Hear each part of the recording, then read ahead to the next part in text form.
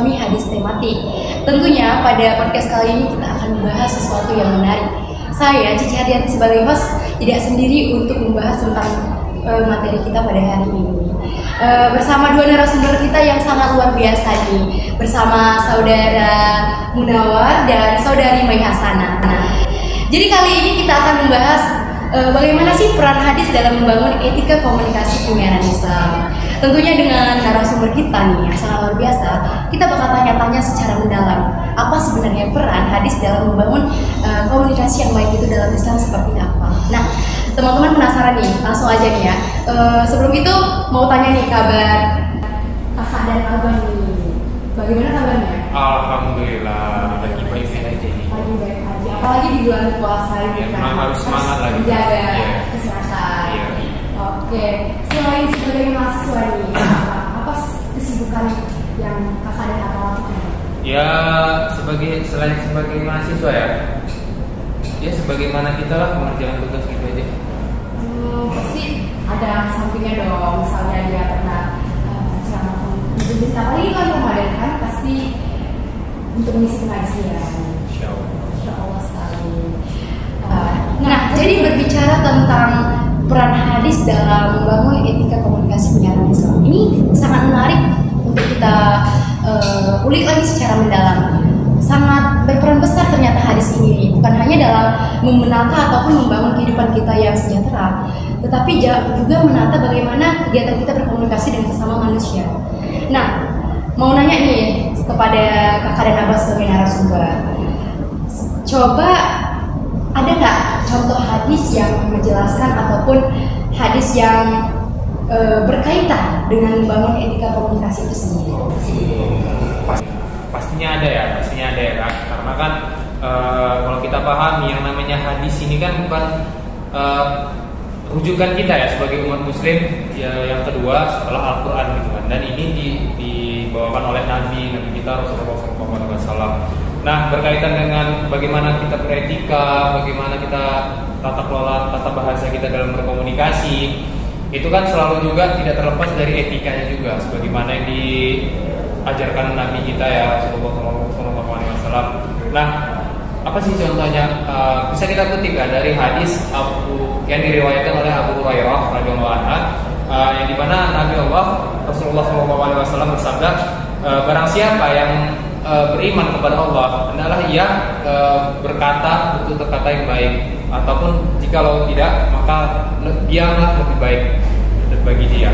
Nah, dari hadis ini kan kita ketahui gitu kan bahwasanya di luar dari etika, di luar dari ajaran-ajaran yang disampaikan Nabi secara tauhidan, secara menyeluruh gitu kan, pasti ada poin-poin yang memang betul, yang benar-benar baik untuk kita semua. Tidak terkecuali tadi untuk masalah kita komunikasi gitu kan, ada etikanya gitu loh. Nah, di situ Nabi apa bahasa kita ya, menganjurkan bahwasanya kita tuh bertutur kata yang baik agar tidak menyakiti hati sesama kita kaum muslimin gitulah dan muslimat.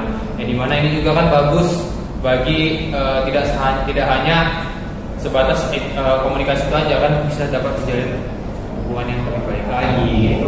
Berarti hadis dari Abu Hurairah tadi itu menegaskan atau mengajarkan bahwasanya kita itu harus lebih berhati-hati lagi ketika ingin berbicara dengan orang lain agar tidak sakit hati ya. Masya Allah sekali, ternyata dari Rasulullah itu sendiri mengatur bahwasanya kita itu ada tata krama ataupun etikanya. Selain dari hadis Abu Hurairah nih, dari kakak ada nggak hadis yang mau kakak sampaikan? Ada satu lagi hadis yang bisa menggambarkan bagaimana hadis itu berperan dalam etika komunikasi. Nah, jadi hadisnya itu dari salah satu kitab Riyadhus Shalihin yang diriwayatkan oleh Abdul Aziz bin Mas'ud radhiyallahu anhu, yang dimana artinya bahwasanya Rasulullah berkata, seseorang itu imannya tidak sempurna sampai ia mencari bagi saudaranya apa yang dia cintai untuk dirinya sendiri. Nah, jadi jika kita lihat dari hadis ini, seolah itu mengajarkan kita bahwasanya kita itu harus memperlakukan orang lain sebagaimana kita ingin memperlakukan. Nah, jika dikaitkan dengan konteks komunikasi, kita komunikasi, dan jadi hadis ini menggambarkan bahwasanya dalam komunikasi itu sangat penting adanya empati, kemudian perhatian kita, dan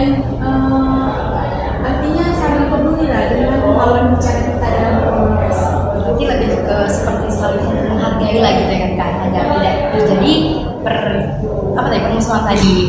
Nah, tadi ada dalam artinya cinta-cinta. Dan sini makna cinta itu bukan cinta yang remaja gitu, bukan ya. Jadi kita sebagai seorang sesama muslim harus saling untuk mencintai gitu ya, bukan pandang bulu berarti ya.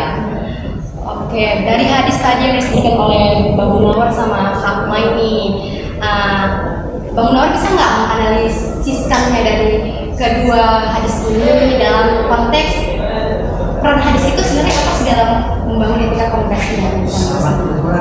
Karena kan sebagaimana tadi yang kita rujuk aja dulu yang pertama tadi kan, berhati-hati. Yang poin pentingnya itu berhati-hati dalam komunikasi. Nah, peran hadisnya ini kan bisa membangun kita supaya apa yang kita sampaikan itu pun juga kita maknai gitu loh. Dalam artian aku pengen A, pengen B, dan bagaimana jika engkau melakukan semacam ini, apakah benefit yang didapat itu hanya sebatas kita merugikan dia, merugikan kita, menguntungkan dia gitu. Sebagaimana kan seharusnya kita lebih mencapai yang namanya kebahagiaan bersama itu tadi gitu loh. Kan bisa perannya hadis ini juga bisa membangun hal itu gitu loh. Dimana silaturahmi terus terjaga gitu kan, pertemanan pun terus saudara terus berjalan. Karena tadi disinggung juga masalah kasih sayang gitu kan. Yang kasih sayang sebagaimana dalam ruang lingkup persaudaraan tadi. Bahwasanya kan hadis ini merupakan sumber ajaran Islam yang kedua setelah Al-Quran ini. Berarti ajaran-ajarannya itu bisa kita implementasikan dan kita terapkan dalam kehidupan kita sehari-hari. Nah, berbicara tentang bagaimana sih hadis ini, apa prinsip dari hadis ini yang bisa kita terapkan dalam kegiatan berkomunikasi kita dalam kehidupan sehari-hari ini, Kak Mai? Oke, baik. Nah, jadi hadis itu kan adalah notabene-nya semua perkataan dari Rasulullah. Nah, jadi dari hadis itu dapat kita ambil beberapa prinsip yang dicontohkan langsung oleh Rasulullah. Nah, yang pertama yaitu beliau selalu menjunjung tinggi nilai-nilai kejujuran. Nah, kemudian yang kedua, beliau selalu menggunakan bahasa yang baik, bahasa yang sopan, santun, dan lain sebagainya. Kemudian dia juga setiap yang dikatakan ataupun kata-kata yang keluar dari beliau itu adalah kata-kata yang dapat dipertanggungjawabkan. Nah, kemudian selanjutnya prinsipnya yaitu harus menggunakan diksi yang tepat dan juga baik. Nah, lalu seperti yang di awal, bahwasanya dalam prinsip komunikasi itu harus ramah-tamah terhadap lingkungan sekitar. Jadi dari prinsip yang diajarkan oleh Rasulullah SAW itu memang sangat baik juga ya, sangat mengajarkan kita untuk dalam kehidupan sehari-hari. Nah, tadi prinsip udah dijelaskan oleh Kak Mai. Makanya ini beralih ke Bang Nawani. Apa sebenarnya peran tadi? Tadi kan kita udah ada contohnya, kemudian prinsipnya. Ini masuk ke utamanya nih pembahasan kita ya. Iya, mulai ini. Apa sebenarnya peran hadis terhadap dalam membangun etika komunikasi penyiaran Islam? Sangat amat berperan ya, karena kan rujukan kita selain Al-Quran itu hadis gitu. Sebagaimana udah ditata kelola juga oleh Nabi, bahwasanya kita rujuk lagi balik ke hadis yang pertama tadi, etika kita dalam komunikasi untuk kata yang bagus dan berhati-hati atas apa yang kita sampaikan. Perannya juga sangat penting gitu loh, dimana hadis ini itu dapat kita kembangkan dan juga dapat kita gunakan gitu loh. Sebagaimana untuk mempererat silaturahmi, mempererat persaudaraan, mempererat kebaikan-kebaikan kita sesama muslim dan muslimat gitu loh. Sebagaimana tadi disinggung juga kan perihal hadis yang disampaikan oleh kakak Mai tadi ya, bahwasanya terdapat cinta kasih sayangnya juga di situ. Itu kan apa bahasanya ya? Itu mempengaruhi dan juga sangat begitu besar lah peranan hal tersebut itu untuk membangun etika komunikasi, untuk membangun bagaimana juga sih generasi yang kedepannya untuk terus mengamalkan apa yang diajarkan oleh agama kita, terus menjalankan itu semua dengan begitu baik. Ini bagian juga berperan penting lah ternyata hadis ini dalam membangun komunikasi dalam yang Islam sendiri. Nah, jadi apa nih pesan dari kakak dan abang yang bisa sampaikan, pesan terakhir terhadap materi kita ataupun pembahasan kita pada hari ini? Nah, buat ini kepada Kak Mai dulu. Nah, jadi pesan dari saya itu satu satu sih, kita harus betul-betul menerapkan apa yang kita dapatkan dari hadis. Kan kita tahu bagaimana cara beliau berdakwah, bagaimana cara beliau menyampaikan. Nah, kita bisa contoh dari cara-cara beliau dalam kita menerapkan baik itu kita presentasi ketika kuliah ataupun ketika kita ceramah di masjid-masjid, di majelis taklim dan lain sebagainya.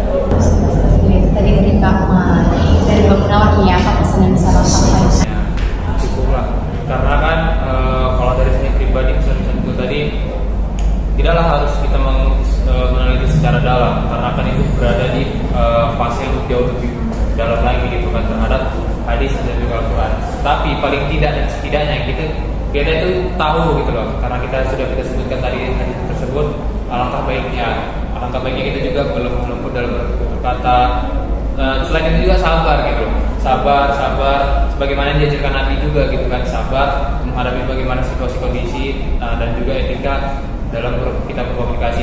Tidak hanya sebatas kita presentasi ataupun di kuliah, bagaimana kita di masyarakat sosialisasinya itu gimana menggunakan bahasa itu, supaya pun orang nggak terintimidasi dan juga nggak lebih suka, lebih welcome kalau kita kan anak-anak mahasiswa ngomongnya lebih welcome gitu loh orangnya ketika kita komunikasi gitu. Jadi kan semua kayak nggak ada benteng gitu loh. Mengalir aja nih, karena menjadi silaturahmi juga ya. Oke, tadi udah pesan dari Kak Mai dan Mbak Gunawan nih. Jadi teman-teman di rumah bisa didengar nih apa pesan dari narasumber kita yang sangat luar biasa.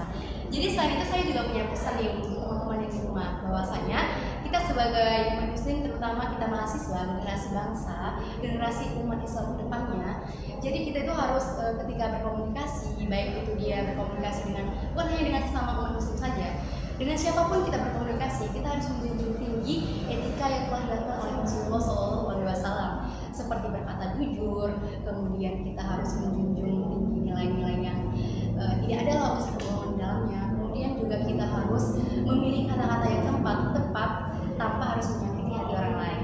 Nah, itu tadi bahwasanya hadis Rasulullah SAW sangat memperhatikan dan kegiatan kita dalam berkomunikasi. Oke teman-teman semuanya, udah berakhir nih podcast kita. Terima kasih kepada narasumber kita yang sangat luar biasa. Iya, jangan bosan-bosan untuk ke pembahasan selanjutnya nih ya. Oke teman-teman yang di rumah juga, berakhir sudah pembahasan kita mengenai peran hadis dalam membangun etika komunikasi dan penyiaran Islam.